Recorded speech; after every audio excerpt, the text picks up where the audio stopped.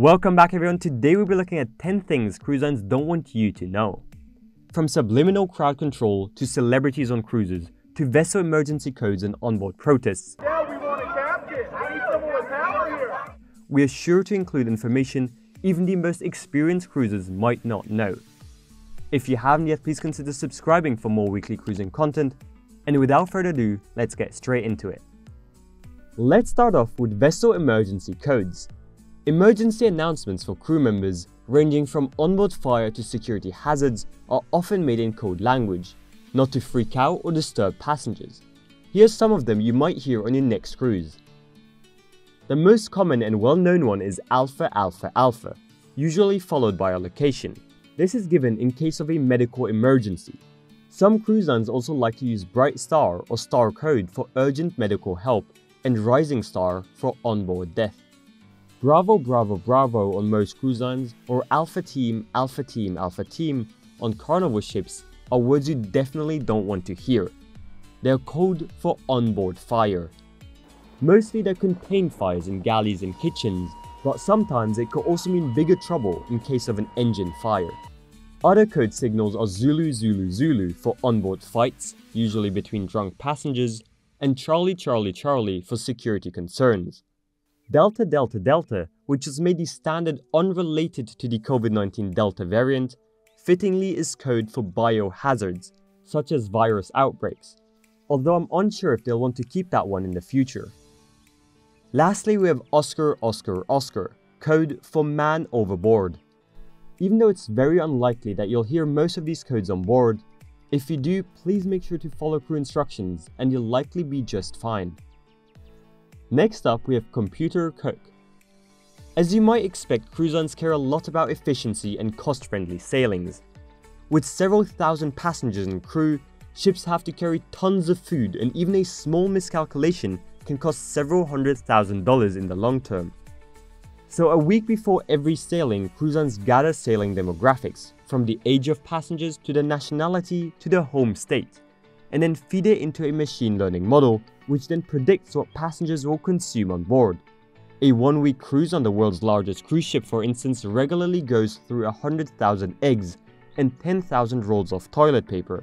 But using historical passenger data from decades of sailings, cruise lines have become very efficient at predicting passengers' eating habits. If the sailing has more young children, expect more chicken nuggets and pizza. Californians, the program will order more kale and avocado. East Coasters will get their pork, while Texans cannot go without their beef burgers. Europeans, more potatoes and sausages, and Asian passengers, more seafood and rice. So the next time you set sail and stun at the amount of options at a buffet, remember that everything was specifically ordered for you and your fellow passengers by a computer program. Pretty high tech.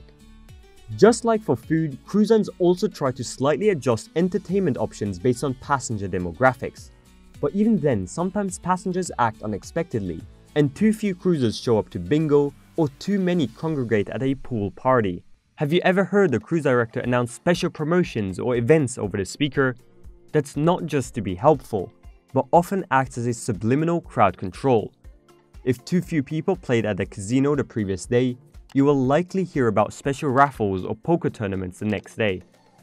If the main pool is starting to get too crowded, they might just advertise a scavenger hunt happening elsewhere to encourage passengers to move and making it a better experience for everyone on board. Subliminal messaging is also used to drive onboard spending.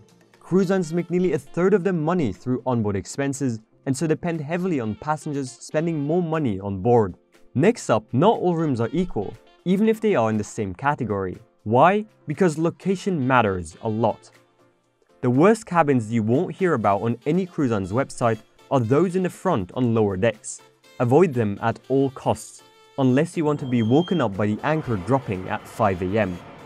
Additionally, the front is also where you can feel the waves crashing into the ship most strongly. The best place to be for noise and comfort is definitely mid-ship and mid-height. These are usually the most quiet and least shaky staterooms on board. Next up, we have onboard contingency plans. Every cruise ship has several contingency plans for scenarios from fires to norovirus outbreaks to pirate attacks to COVID-19 cases. From the second you step on board to the day you leave, the cruise ship security team monitors everyone's well-being and adjusts their OPP or outbreak prevention plan if needed. When there's a 6 in 6 or 6 passengers reported ill in 6 hours, the OPP will escalate to OPP2 with more sanitary protocols without passengers ever finding out. So if during your next cruise the crew members wash your hands messaging increases or the cleaning staff seems more active than usual, know that this is probably not coincidental but a calculated safety measure by the cruise line. Next up, we have the zero tolerance policy, an industry-wide standard on crew guest intimacies. As crew members jokingly put it, sleeping with a passenger will get you chicken or beef.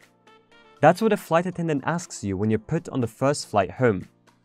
Staff even go through specific training on how to defuse an escalating situation, often drunk passengers getting too personal with crew members. Another no-go for cruise ship workers is bringing passengers to the crew-only quarters on board.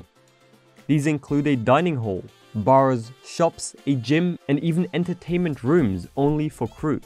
And while you might be paying $6 to $8 for a pint of beer on board, crew members will likely get the same exact beer for $2 just one deck below you.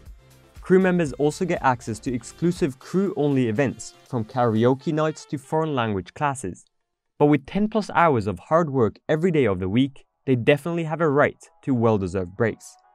One way to recognize crew members for their hard work is tipping, which is great, but remember those comment cards you're given at the end of your cruise?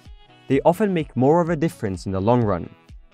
Any praise you give where you explicitly mention standout crew members gets noted on the permanent record, gets them onboard perks such as free Wi-Fi or bar credit, and helps them improve chances of future promotions.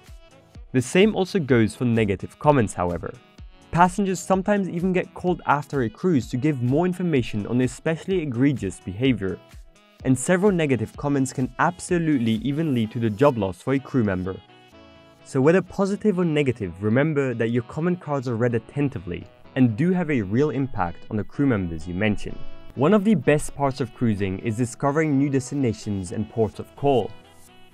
But note that even if a port is on your itinerary, your cruise ship might miss a port.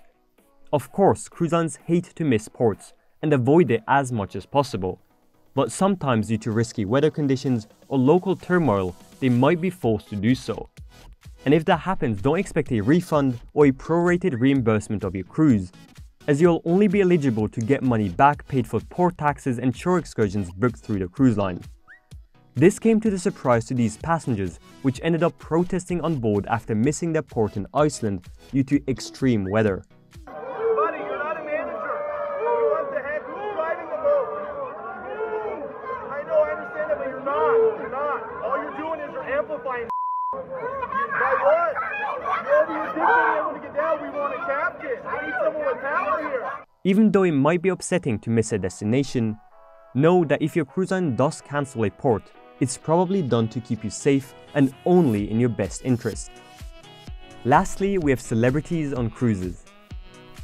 With thousands of passengers on every sailing, cruise ships are bound to get their share of A-list celebrities on board.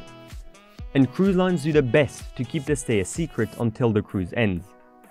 From Beyoncé and Cardi B, to Shaquille O'Neal and Adam Sandler, and from Oprah to Pitbull to Bon Jovi, you might be surprised who you might spot in the buffet line on your next cruise.